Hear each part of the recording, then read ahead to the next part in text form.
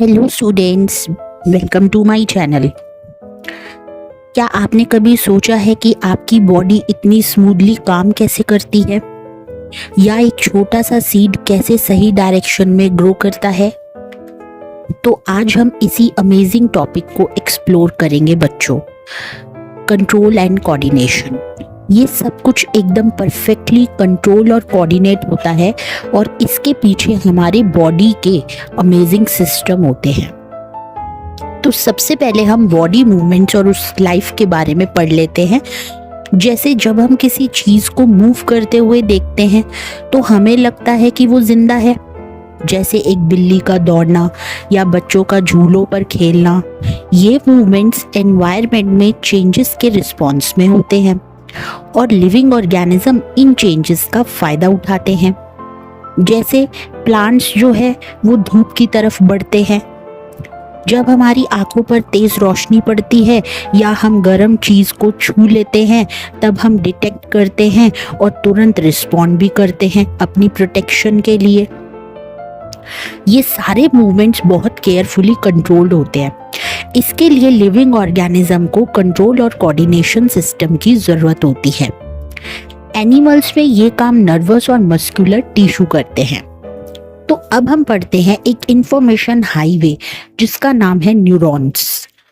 अब हम बच्चों, आपने कभी सोचा कि कैसे डिटेक्ट कर लेते हैं कि कोई चीज गर्म है? तो हमारे नर्व सेल्स के स्पेशलाइज्ड टिप्स होते हैं जिन्हें हम रिसेप्टर्स बोलते हैं। ये रिसेप्टर्स हमारे सेंस ऑर्गन्स में होते हैं, जैसे कि इनर ईयर, नोज, टंग। अब एक रिसेप्टर है गस्टेटरी रिसेप्टर जो हमारे टेस्ट को डिटेक्ट करता है, और एक होता है ऑल्फैक्टरी रिसेप्टर जो हमारी स्मेल को डिटेक्ट करता है। अब ये दोनों बच्चों आपस में बहुत ज्यादा ही कनेक्टेड है। जब इंफॉर्मेशन एक नर्व सेल के डेंड्राइटिक टिप पर आती है तो एक केमिकल रिएक्शन स्टार्ट होता है जो एक इलेक्ट्रिकल इंपल्स बनाती है। अब ये जो इंपल्स है ये डेंड्राइट से सेल बॉडी तक और फिर एक्सॉन के थ्रू उसके एंड तक ट्रेवल करती है। एक्सॉन के एंड पर इलेक्ट्रिकल इंपल्स कुछ केमिकल्स रिलीज करती है। ये केमिकल्स एक छोटे से गैप को क्रॉस करते हैं जिसे हम साइनैप्स कहते हैं, और अगले न्यूरॉन के डेंड्राइट में एक नया इलेक्ट्रिकल इंपल्स स्टार्ट कर देते हैं। यही जनरल तरीका है जिससे नर्वस इंपल्सेस बॉडी में ट्रैवल करते हैं। नर्वस टिश्यू नर्व सेल्स या फिर न्यूरॉन्स के ऑर्गेनाइज्ड नेटवर्क से बना होता है, और ये इंफॉर्मेशन को इलेक्ट्रिकल इंपल्सेस के थ्रू बॉडी के एक पार्ट से दूसरे पार्ट तक ट्रांसमिट करने में स्पेशलाइजेशन रखता है। अब टेस्ट और स्मेल का बच्चों कनेक्शन क्या है? तो कभी आपने सोचा है कि जब आपको कोल्ड हो जाता है तो खाना भी आपको बेस्वाद लगता है? क्यों लगता है ऐसा? क्योंकि हमारे टेस्ट और स्मेल रिसेप्टर्स जो होते हैं वो काफी लिंक्ड होते हैं। जब आप अपनी नाक बंद करके चीनी खाओ या लंच करो तो आपको टेस्ट में बच्चों फर्क लगेगा। इसका मतलब है कि हमारे सेंसर्स मिलकर काम करते हैं। तो अब बिना सोचे समझे रिएक्शंस कैसे हो जाते हैं? तो इसमें आते हैं रिफ्लेक्स एक्शंस। रिफ्लेक्स का मतलब होता है कोई सडन एक्शन जो हम बिना सोचे समझे करते हैं, जैसे कि गर्म चीज को छूते ही हाथ हमारा पीछे खींच लेना या बस के रास्ते से तुरंत हट जाना। अगर हमारे हर डेंजर सिचुएशन में सोचने में टाइम लगेगा तो बहुत ज़्यादा प्रॉब्लम हो सकती है। इसलिए बॉडी ने एक स्मार्ट सॉल्यूशन निकाला है जिसे हम कहते हैं रिफ्लेक्स आर्क। रिफ्लेक्स आर्क में हीट डिटेक्ट करने वाली नर्व्स, डायरेक्ट मसल्स मूव करने वाली नर्व्स उनसे कनेक्ट हो जाती हैं। ये कनेक्शन अक्सर स्पाइनल कॉर्ड में बनते हैं। ब्रेन तक इंफॉर्मेशन जाने से पहले ही रिस्पॉन्स हो जाता है।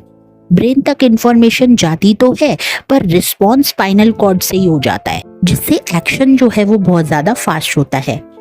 एनिमल्स में रिफ्लेक्स आर्क्स इवॉल्व हुए हैं क्योंकि ब्रेन का थिंकिंग प्रोसेस इतना फास्ट नहीं होता। ये क्विक रिस्पॉन्सेस के लिए बहुत ही एफिशिएंट होते हैं। अब हम एक मास्टर कंट्रोलर के बारे में पढ़ेंगे जो हमारी बॉडी में है, जिसका नाम है ह्यूमन ब्रेन। स्पाइनल कॉर्ड तो सिर्फ रिफ्लेक्स एक्शन के लिए ही नहीं है, ये ब्रेन तक इंफॉर्मेशन भी पहुंचाती है। ब्रेन हमारी बॉडी का मेन कोऑर्डिनेटिंग सेंटर है। ब्रेन और स्पाइनल कॉर्ड हमारे मिलकर सेंट्रल नर्वस सिस्टम यानी कि सीएनएस बनाते हैं। ये पूरी बॉडी से इंफॉर्मेशन रिसीव करते हैं और उसे इंटीग्रेट करते हैं। हमारी वॉलेंट्री एक्शन होता है जो हम खुद से करते हैं, जैसे कि लिखना, बोलना, चेयर उठाना, ये ब्रेन के थिंकिंग पर बेस्ड होती है। ब्रेन मसल्स को मैसेजेस भेजता है। ये तो था सेंट्रल नर्वस सिस्टम। अब एक आता है पेरिफेरल नर्वस सिस्टम। ये जो क्रेनियल नर्व्स यानी कि जो ब्रेन से आती हैं और स्पाइनल नर्व्स जो स्पाइनल कॉर्ड से आती हैं, उन दोनों से बनता है। सीएनएस यानी कि सेंट्रल नर्वस सिस्टम को बॉडी के बाकी पार्ट से कम्युनिकेट करने में हेल्प करता है। अब बच्चों, ब्रेन के 3 मेन पार्ट्स होते हैं, आपने याद रखने हैं। एक होता है फोर ब्रेन, दूसरा होता है मिड ब्रेन और थर्ड होता है हिंड ब्रेन। फोर ब्रेन है हमारा मेन थिंकिंग पार्ट। ये सेंसरी इंपल्सेस रिसीव करता है, जैसे कि सुनना, स्मेल करना, देखना, ये सब, और इंफॉर्मेशन को इंटरप्रेट करता है। यहाँ से डिसीजन लिए जाते हैं और वॉलेंट्री मसल्स को कमांड भेजे जाते हैं। हंगर का सेंसेशन मतलब कि भूख लगती है जब, तो ये भी फोर ब्रेन के एक अलग पार्ट में होता है। अब पढ़ते हैं मिड ब्रेन के बारे में और हिंड ब्रेन के बारे में। मिड ब्रेन और हिंड ब्रेन हमारे इनवॉलेंट्री एक्शन कंट्रोल करते हैं। इनवॉलेंट्री एक्शन बच्चों वो होते हैं जिन पर हमारा कोई भी कंट्रोल नहीं होता, जैसे कि दिल का धड़कना, सांस लेना, ये तो सब अपने आप हो रहा है ना, हमें कॉन्शियसली करना नहीं पड़ रहा। खाना डाइजेस्ट करना, ब्लड प्रेशर, सैलाइवेशन, वॉमिटिंग, ये हिंड ब्रेन में मेडुला इन सबको कंट्रोल करता है। हिंड ब्रेन का एक और इम्पॉर्टेंट पार्ट है जिसको हम कहते हैं सेरिबेलम। ये हमारी वॉलेंट्री एक्शन में प्रिसीजन मेंटेन करता है और बॉडी का पोस्चर और बैलेंस बनाए रखता है। सोचो, अगर आप सेरिबेलम के बिना सीधी लाइन में चल पाते या साइकिल चला पाते, ये बहुत ज्यादा मुश्किल होता, राइट? तो अब हम देख लेते हैं नर्वस टिश्यू की प्रोटेक्शन कैसे होती है। हमारे डेलिकेट ब्रेन को एक बोनी बॉक्स, जिसे हम स्कल बोलते हैं, वो प्रोटेक्ट करती है। इसके अंदर ब्रेन एक फ्लूइड फिल्ड बैलून में होता है जो फर्दर शॉक एब्जॉर्प्शन प्रोवाइड करता है। स्पाइनल कॉर्ड को वर्टिब्रल कॉलम या बैकबोन प्रोटेक्ट करती है। अब मसल्स कैसे मूव करते हैं? जब नर्व इम्पल्स मसल्स तक पहुंचती है तो मसल फाइबर्स को मूव करना होता है। मसल सेल स्पेशल प्रोटीन्स होते हैं जो इलेक्ट्रिकल इम्पल्सेस के रिस्पॉन्स में अपनी शेप और अरेंजमेंट चेंज करते हैं। इससे मसल सेल शॉर्टर हो जाते हैं और मूवमेंट होती है। तो ये तो था बच्चों part 1, coordination in humans, coordination in animals. अब हम पढ़ेंगे कोऑर्डिनेशन इन प्लांट्स, जो कि हम नेक्स्ट वीडियो में कंटिन्यू करेंगे।